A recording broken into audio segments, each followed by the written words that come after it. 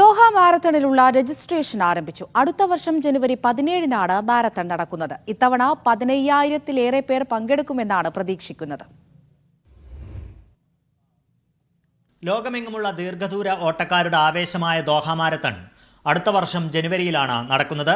14ാമത് മാരത്തണിൽ പങ്കെടുക്കാൻ താൽപ്പര്യമുള്ളവർക്ക് ഇപ്പോൾ രജിസ്റ്റർ ചെയ്യാം.